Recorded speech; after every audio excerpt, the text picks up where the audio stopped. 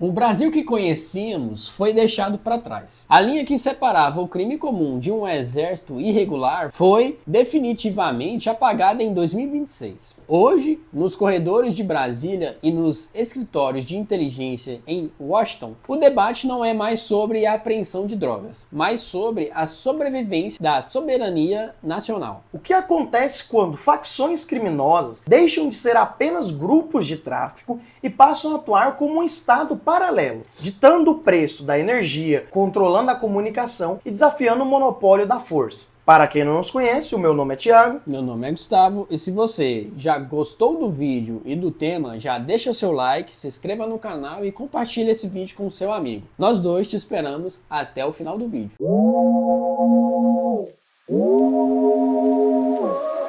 Neste cenário de polarização global, vemos um choque de doutrinas. De um lado, a nova política externa americana, liderada por Donald Trump, que defende o uso de poder militar contra cartéis fora de suas fronteiras. Do outro lado, o governo de Luiz Inácio Lula da Silva, tentando equilibrar a ordem interna sem permitir que o Brasil se transforme em um protetorado de segurança estrangeira. Se as duas principais facções do Brasil forem oficialmente classificadas como grupo terroristas, o Brasil entra em um estado de guerra sem precedentes. E as consequências disso vão muito além do que a mídia tradicional está mostrando. Para entender a gravidade do que está em jogo, precisamos olhar para as letras miúdas da lei. Hoje, o combate ao crime é uma questão de polícia regida pela lei das organizações criminosas. Mas a mudança para o status de terrorismo transfere o comando estratégico para as forças armadas e agências de inteligência. Isso altera completamente as regras de engajamento no terreno. Imagine o fim das garantias individuais em áreas declaradas como a zona de conflito. O monitoramento de comunicações e dados financeiros torna-se imediato e absoluto sob a justificativa de preservação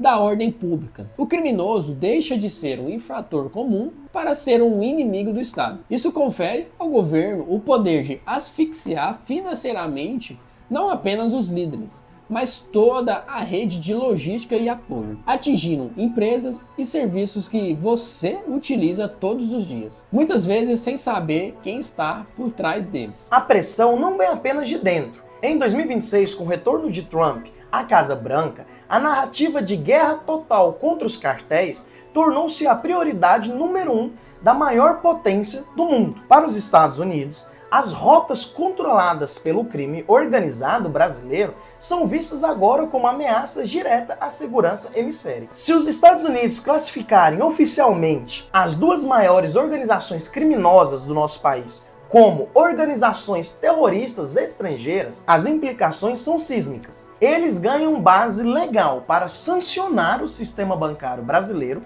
que não cooperar com o rastreio de fundos e até autorizar intervenções cirúrgicas ou uso de drones em solo estrangeiro sob o pretexto de autodefesa e combate ao narcoterrorismo. O dilema brasileiro é brutal: aceitar a intervenção externa coordenada ou enfrentar o isolamento econômico enquanto tenta sozinho conter o avanço dessas facções, já que operam em nível transnacional. Muitos ainda acreditam que o crime organizado vive apenas de tráfico de entorpecentes. Em 2026, a realidade é que essas organizações se transformaram em verdadeiras holdings de serviços essenciais. Elas controlam a distribuição de água, sinal de internet, transporte alternativo e até o mercado imobiliário em regiões periféricas. Ao serem classificados como grupo terrorista, o Estado ganha o dispositivo da expropriação imediata de bens.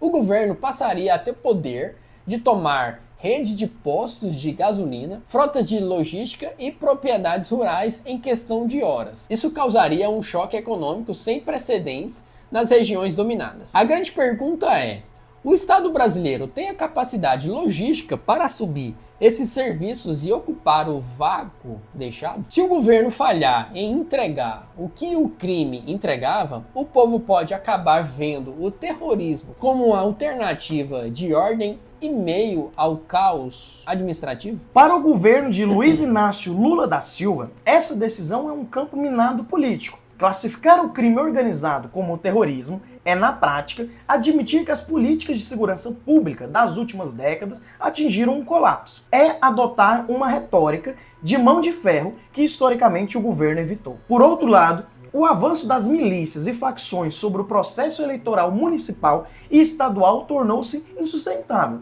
Se o governo federal não elevar o nível de confronto agora, corre o risco de ver o crime organizado consolidar-se como um Estado paralelo, definitivo nas eleições de outubro de 2026. É o maior desafio de equilíbrio entre direitos fundamentais e a sobrevivência das instituições democráticas brasileiras. Aqui o combate ao crime e contra a tecnologia financeira. Em um cenário de luta antiterrorismo, o anonimato morre e a digitalização total da economia tornam-se as armas definitivas.